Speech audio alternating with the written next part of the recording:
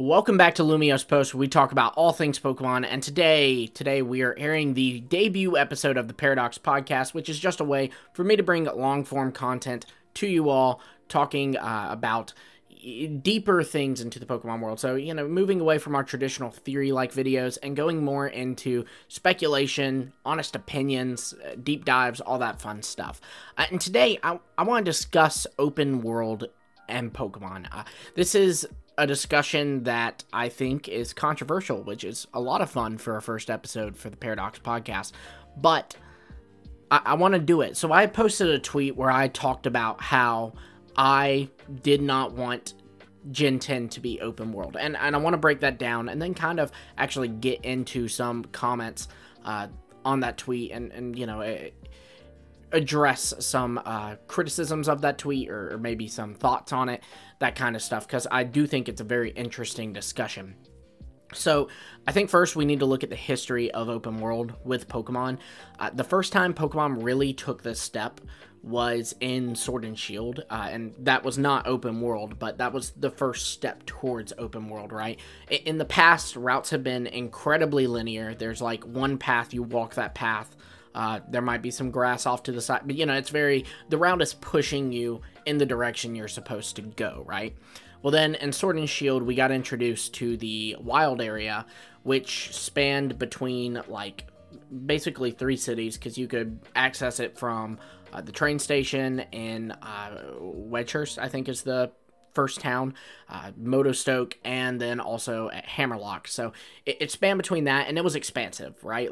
It was made up of multiple smaller areas, different environments, lakes, ponds, some foresty areas, like woodsy areas. There was an old watchtower, a desert, things like that. So it was a way to kind of bring some diversity into the Pokemon world, as well as also kind of allowing the player to have some freedom to run around and, just hang out. 'Cause typically, like I said, a route is designed to where it's pushing you forward.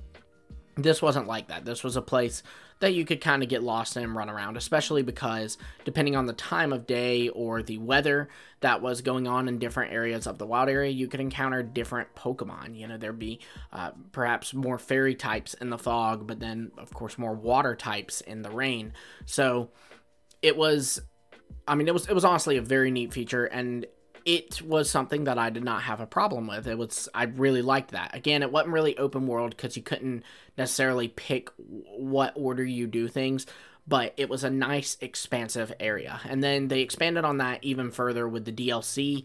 The Isle of Armor and Crown Tundra, both of those areas were completely expansive. And the Crown Tundra especially, you were kind of given 3 or 4 quests, and you could do those in the orders. You didn't have to complete the Calyrex arc to do the Regis. You didn't have to complete the Regis to do the Galarian birds. No, you could, do all 3 at once. You could, do them in order. The only one that was locked behind completing the others was the Ultra Beast one, and I think the Ultra Beast one was really only locked behind completing the Calyrex arc. But yeah, they made these big open areas, and then we had Legends Arceus, and with Legends Arceus we saw them kind of do the semi-open world approach, where there were 5 areas, and each area was this vast open world. And while there were objectives at certain locations, you didn't have to do them. You could go wherever your ride Pokemon could take you. And then you did have to leave that area and go back to the central hub, Jubilife Village, in order to go to a new area. But those 5 areas were expansive, but it wasn't like you could access them in an order. You had to do the first one, then the next one, then the next one, Then we had Scarlet and Violet. Scarlet and Violet was a true open world, though, to be honest, there'd be some who debate that, because the thing is, it was a true open world in the sense that if I really wanted to, right after I get my Fuecoco, I could make my way to the Glaciato gym and challenge Grusha, who is the highest level gym leader in Scarlet and Violet. They even, if I'm not mistaken, let you take on the Elite Four, or you at least do the champion assessment, the quiz, and they just even if you get it right, they won't pass you because you didn't complete the badges. But then they also had 2 other quests, the Titans quest, which was the Path of Legends, and then you had the quest with Team Star, which is Starfall Street, and you could do any of those in any order. You could do all gems, then all Starfall Street, then all Path of Legends. You could do them, kind of in order. But the thing that was most flawed about this, and honestly, if I'm 100% honest, it makes me go, this was pointless, is the fact that these had set levels. So Cloth, I think, was like around level 15 or something like that, and that won't change if I do Cloth last. If I do everything else and then I go back to battle the Titan Cloth, he will still be level 15. That's kind of a bummer, right? Like, so there still is an intended order by the game. You know, I think the best way to have handled this would be to have done level caps, right? Like to have, you know, okay, well, we read that the person is 2 badges in, so we're going to make sure that the 3rd gym they take on will have this. Or even like traditional scaling. Like I remember the battle tower that was in Fire Red and Leaf Green. You would get to it in the Sevi Islands. All the Pokemon in the battle tower would be the same level as the highest level Pokemon in your party. So honestly, I think that would be a great approach to it too. You know, even if it's just like they read who's in your party and it's like, okay, he has his highest level is a level 32 Crocalor, and this Crocalor, it's level 32, so the ace Pokemon is going to be 1 level above that, level 33. And the 2 other Pokemon that the gym leaders use, or 1 other or 3 other, however it may be, will be 1 level below that, so they will all be level 31. You know, something like that will really work. And then with the Titans, you can just go, okay, well, his highest level in his party is level 32, so we're going to make the Titan level 33. Then Starfall Street, same thing. You know, the Revavroom he's going to have to face, or the Ace Pokemon, whatever, is going to be level 33. The other Pokemon will be level 31. I think that is the best approach, but they didn't do that. So it was, I mean, seriously, it was pointless, in my opinion, to do an open world style where I can take them on in any order if you're not going to do the levels where they're scaled. You know, it's pointless. It's pointless. You still want me to do the gyms in a certain order. And to be honest, if I don't want to get clobbered by the first gym or end up steamrolling through the last few gyms I do, I have to do them in that order. So it's absolutely pointless. There is a part of me that wonders if it's a step, like if they're doing it, if they didn't do it here, so that is something they can promote in Gen 10. Oh, guys, we now scaled the levels. You know, that's a new thing that they can market in Gen 10 and people will be excited about. Maybe that's why they did it. I do think Pokemon, I don't want to assume things, right? Because I don't know anything about the development of Pokemon games. But looking at the games, it feels like sometimes Pokemon intentionally leaves things out so that they can do it later. And to be honest, I don't like that approach, right? Like, I feel like if that's what they're trying to do, you shouldn't do that. You should make every game like it's your biggest game, right? I think that's been a personal problem with me with the Pokemon franchise recently, is that I feel like they put out games to put out games sometimes. You know, like Let's Go Pikachu and Eevee, I do not believe that the Pokemon Company genuinely sat back and went, this is the best game we've ever made. You know, I don't think they did that. Brilliant Diamond Shining Pearl, the Pokemon Company did not, I know for a fact, they did not sit back and go, this is our best work. There's no way they did that for Brilliant Diamond and Shining Pearl. So, you know, I think they should make every game with the goal of topping the last game, right? Like, with the goal of making people go, you know, oh, I don't want to pick up, you know, Sword and Shield anymore. Brilliant Diamond Shining Pearl's where it's at. Now, you know, maybe there's an argument to be made that they wouldn't want to do that with Brilliant Diamond and Shining Pearl, or even Legends Arceus, because the VGC circuit still stayed on Sword and Shield. So Sword and Shield were still active games when Legends Arceus came out and when Brilliant Diamond and Shining Pearl came out. But I don't know. That's just my thought. So another issue I had with Open World and Scarlet and Violet, aside from no level scaling, was honestly the graphics of the game. I am not the kind of person who whines about graphics. I only play, longtime subscribers or people on Hidden Power who are subscribed to my podcast with Dusty Go-Goat and Soul Silver Art, they will know that I am not a video game player. I play Pokemon. Like, I don't play other video games. I have the video games that my wife owns more video games than I do. The video games that I own that are non-Pokemon, I own all the Switch Pokemon games. And aside from that, I own Mario Kart. And I haven't even played Mario Kart since the last, like, course came out, the last DLC for it. And then that might even be it. No, I own Mario Odyssey and I own Switch Sports. And I haven't touched Mario Odyssey since I first played it way back when I got my Switch in, like, 2017. And Mario Odyssey, or, excuse me, Switch Sports, I actually haven't even played yet. So, I say that to say, I'm not the kind of person who plays the Spider-Man PS4 game, who plays Tears of the Kingdom, and then goes and plays Pokemon. You know, I 100% understand the people who do play those games, and then they go play Pokemon, and they're like, the graphics suck on Pokemon. 100%. When you're comparing it to Tears of the Kingdom and all, the graphics are not good, and so I do feel for those people. But I'm just saying, I am not one of those people. And even I go, okay, Scarlet and Violet are not unacceptable to me, but I think, okay, you struggled to make this game because they're clearly, it shows the game does struggle on the Switch. Whether you were okay with the graphics or not, you have to be honest with yourselves and say, the game does struggle a little to run. So the fact that it struggles to run on a Nintendo Switch has me worried that, okay, if Gen 10, they try this big, expansive open world style, and it releases in 2025, because, you know, typically we see a 3-year release schedule with Pokemon games, Pokemon gens, then that means if you struggled this hard to make this game for the Switch, how hard are you going to struggle to make Gen 10 when Gen 10 is very likely going to be on a new console? You know, it'll be, hypothetically, an open world game like Scarlet and Violet was. And it'll be on a new console. It'll be on the Switch 2, Switch Pro, Super Switch, whatever you want to call it.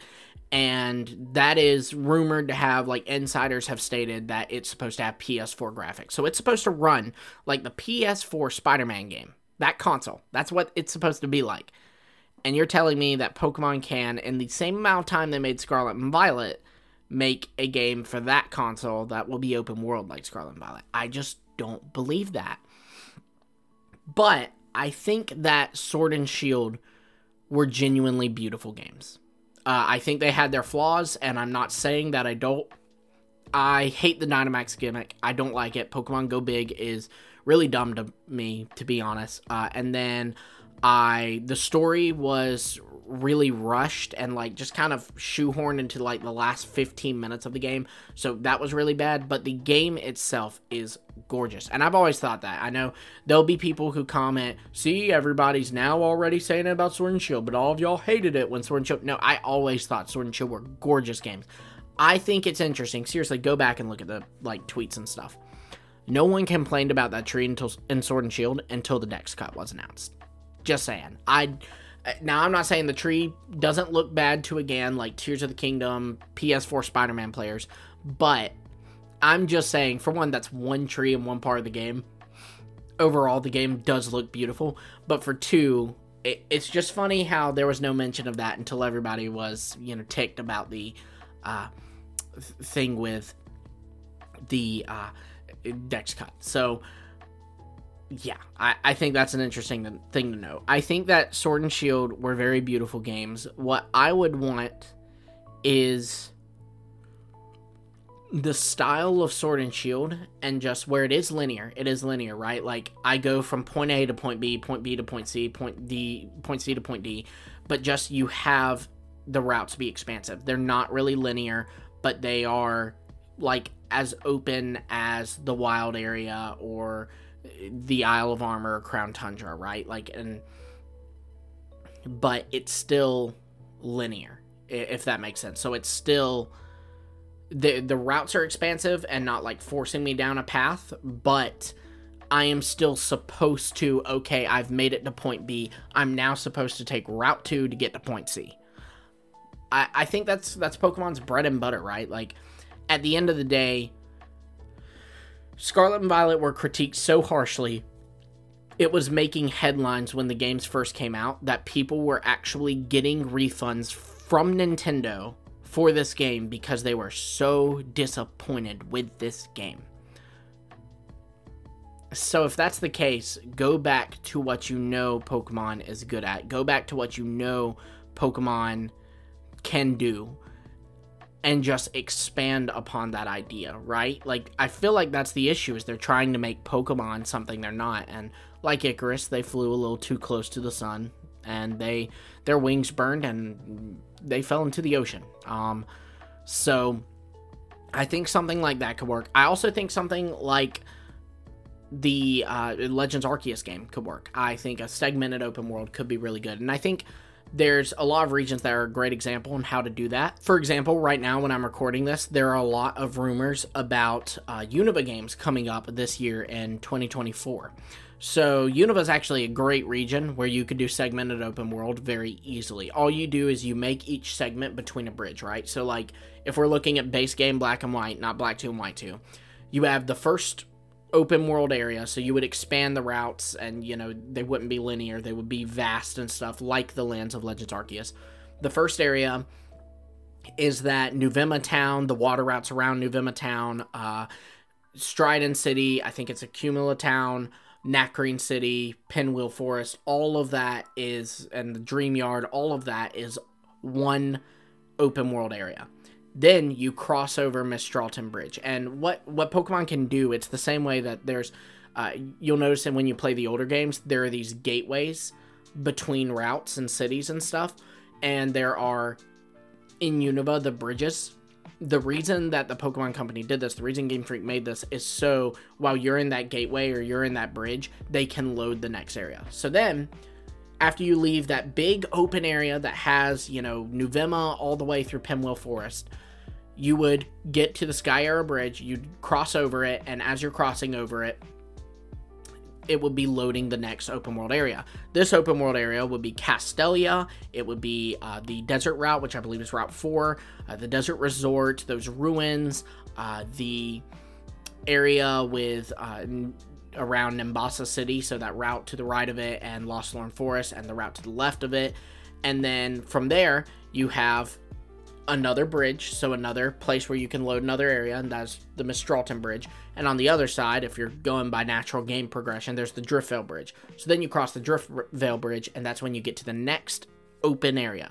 So this expansive area would have Driftvale City. It would have, I forget the name of the city, but the city where, I said Mistralton Bridge earlier, it's Marvelous Bridge, and it's Mistralton City is the flying type gym. My apologies. So this would be Driftvale City, Chargestone Cave, the cold storage area, Mistralton City, the tower the ghost tower that you access on that next route, Twist Mountain, Osiris City, and the Moor of Osiris, and the route that's between Osiris City and the next bridge, which I think is the Tube Line Bridge.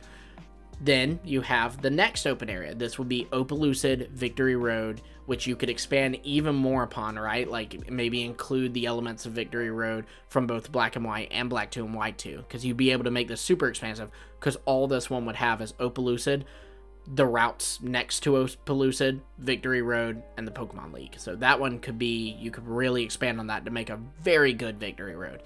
Then you have the Village Bridge, and there's that next big post-game open area, which is going to have Undella Town, I forget the name of the city, I think it's Lacunosa Town, White Forest, Black City, Abundant Shrine, all of those areas that are in between, you know, the Marvelous Bridge and the Village Bridge.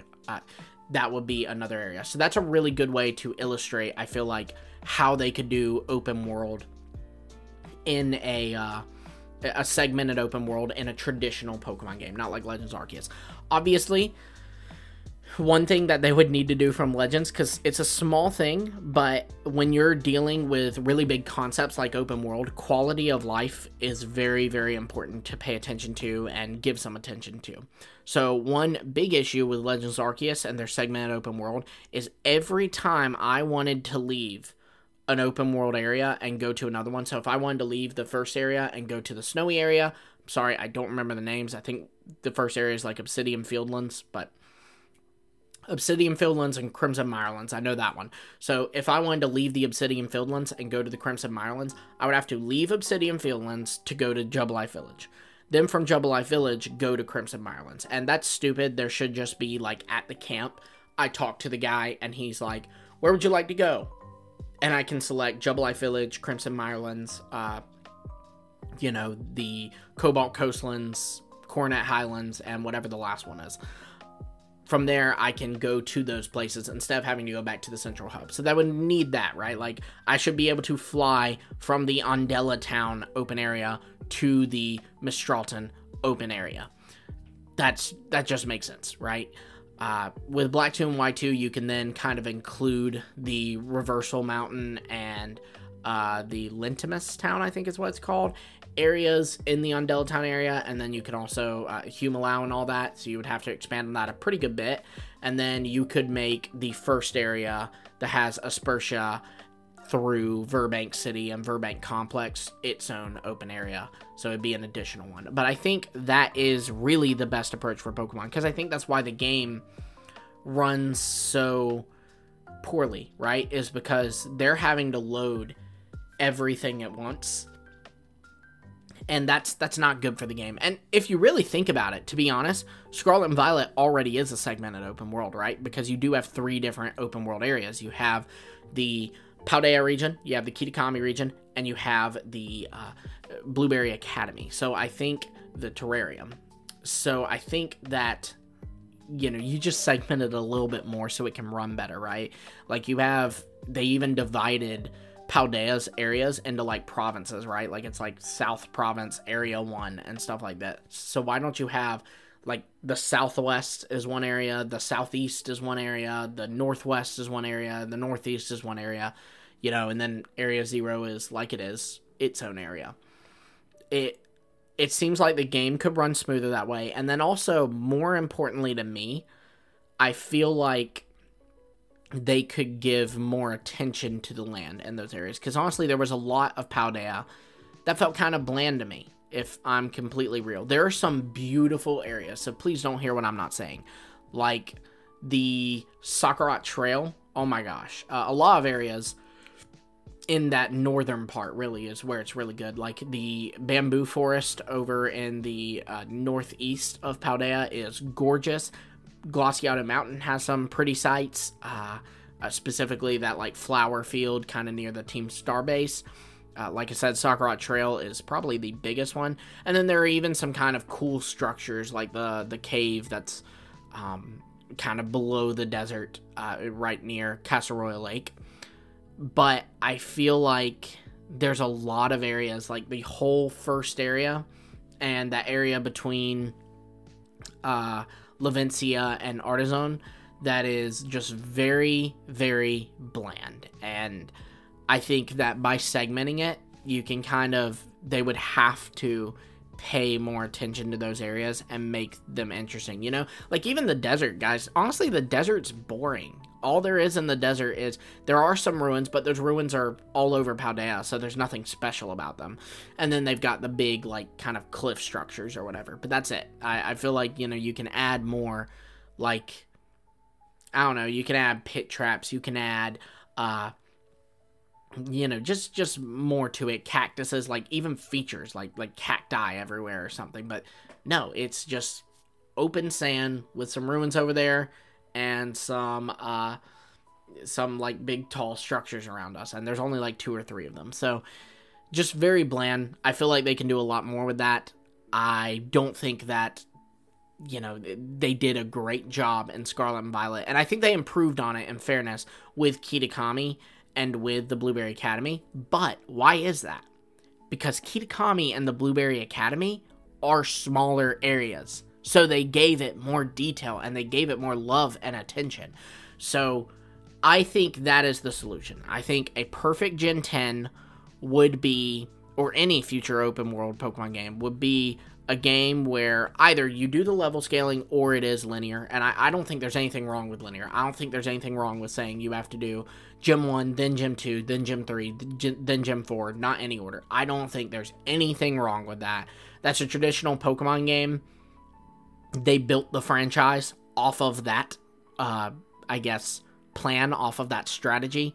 So, you know the saying, if it ain't broke, don't fix it.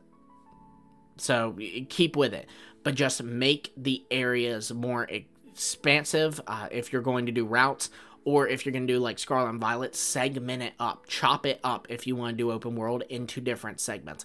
I guess, are they like scared that players are going to freak out if there's a lot of loading screens? Because I'm going to be real with you.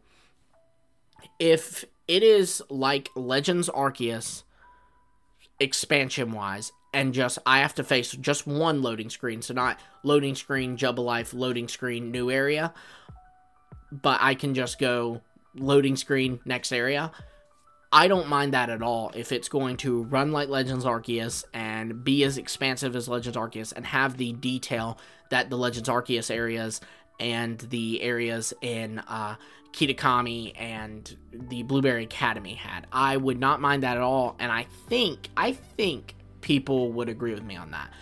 Obviously, I'd love to hear your guys' thoughts in the comments on all this. I do want to get into some of the comments that I received on the video and just kind of discuss different posts or different opinions on them. Central Leaks actually said, like the move to 3D, I don't think they're ever going back from open world, at least from the main series game, like the first game per gen. So like the Sword and Shield for Gen 8, the Sun and Moon for Gen 7, the Scarlet and Violet for Gen 9. The experimental titles can deviate. Yeah, unfortunately, I think Centra's right. I do think they are wanting to do open world. I'm hoping that the feedback, because the criticism and the feedback of Scarlet and Violet has been harsher than any other game, and I thought it was bad in Sword and Shield, but no, Scarlet and Violet was. And I think the thing with Scarlet and Violet was, again, it was more valid, right? Like, you didn't have people suddenly turn into an angry mob when they announced a dex cut. They just actually genuinely were like, oh, this game runs horribly, and there's tons of video proof on just how bad the game runs. So I do think that is their plan. I really hope that they change their approach. I don't think open world is inherently bad.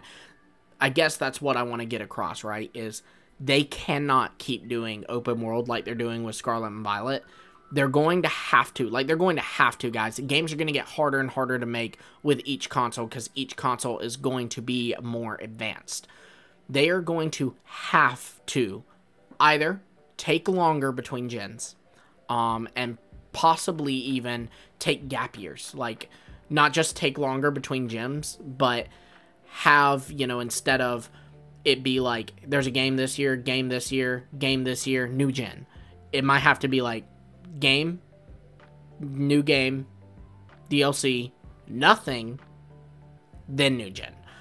They would have to do that, and I would not want that. I love my yearly Pokemon releases, so I feel like the better strategy is to find a hybrid version of open world, expand on what Legends Arceus did and what Sword and Shield did. I'd say more so Legends Arceus or Sword and Shield's DLC. Expand on those ideas instead of going with what you did in Scarlet and Violet.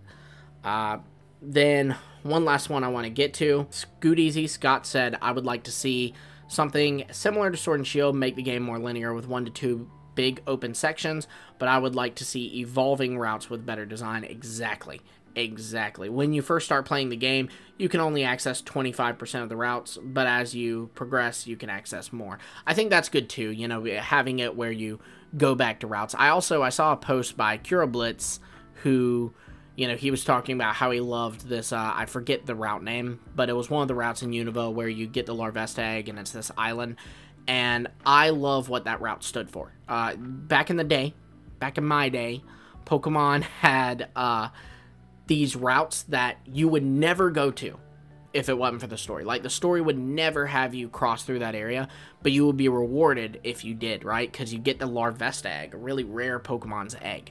You get a lab that you get to go to and learn a little bit more about a mythical Pokemon and the villain team. But at no point will the story put you there. Pokemon, I think by expanding their routes too, they can do that with the routes you access through the story. You know, I think similar to kind of like the Lost Hotel in the Kalos region. Like, it wasn't that route you did have to go through, but you didn't have to go through the Lost Hotel. You could just kind of get rewarded by going there. I think things like that are really, really good, and I think, honestly, yeah, Kalos, I think, has done the best job so far with the expansive routes I'm talking about. I think it's why I think Kalos is as pretty as it is, but even Kalos, their routes were incredibly linear, so I do think, you know, that's not what I'm asking for. I'm asking for that and beyond. But yeah, let me know what you think of this. Would you want Gen 10 to be open world? Would you want it to be traditionally linear, like just like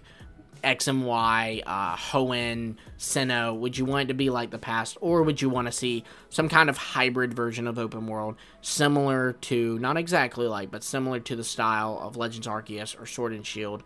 Let me know how you'd plan out that game. Would love to hear that in the comments below. Also, if you have any questions, I do want to kind of, you know, in future Paradox podcasts, kind of revisiting any questions or comments that I get on the video. So if you want to leave those below, and then they'll be addressed in the next Paradox podcast, please do so. Thank you guys so much. Really hope you enjoyed the debut of this podcast. I like the more chill vibe and getting to have like a real discussion with you guys instead of trying to make a point, right?